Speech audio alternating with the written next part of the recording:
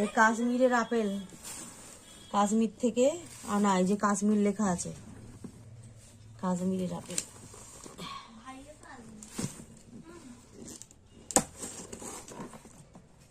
এটা হচ্ছে 250 টাকা নিয়েছে এই পেটিটা ওখানে।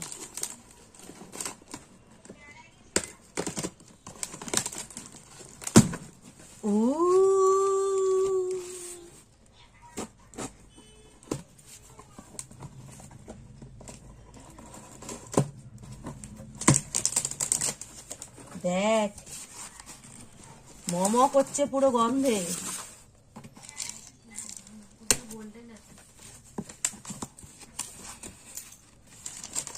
দেখি, হ্যাঁ ভালো তো অবশ্যই আছে সব।